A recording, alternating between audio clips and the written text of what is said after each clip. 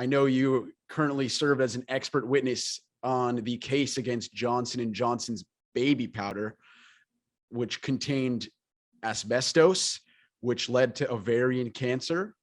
And not only has billions of dollars been won back to the victims, what I'm most shocked about with this whole case, which you were a part of, and I'd love to hear your insights about this, is that they knew about this asbestos in the talc mines that they had purchased in Vermont in the late 60s.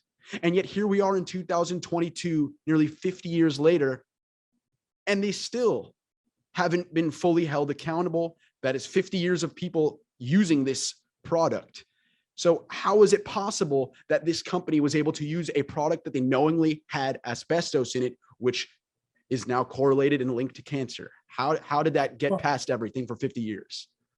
Well, there was an organized campaign by Johnson & Johnson and the other talc cartel, because it was really a cartel of companies that got together and paid medical researchers to do papers secretly, to do editorials, and then they lobbied. In the early 70s, J&J writes to the FDA and says, hey, can we send you some stuff so if there's a FOIA submitted, you'll send our stuff out to people who ask for stuff so they get our views on what's going on?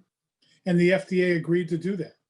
Oh. So the FDA essentially agreed to put the sheep's clothing over the wolf's information and send it out and make it look like it was a government position.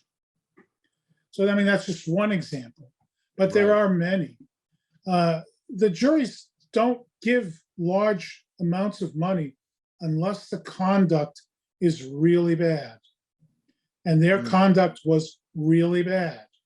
And, it continues to be really bad. I don't know if you're aware of this, but they're not paying anybody anymore. They put their $400 billion company into bankruptcy, or trying to, and in order to not pay any claims. So all of the lawsuits against J&J have been stopped for almost a year because they're trying to hide their money in bankruptcy. So they put the liabilities, don't you wish you could do this, into another corporation and made that corporation bankrupt and kept all the assets. So the $60 billion in assets that the consumer products division had, they kept. And they put $2 billion into this little nothing company and declared bankruptcy. And now you have have a game if you can do it. I mean, if everybody, I mean, if anybody has any debts out there, you can go look up the Johnson & Johnson pleadings and see if you can set up it's called a Texas two-step, set up split yourself into a company, put your assets into another company, make that go bankrupt, and you walk away with all the money.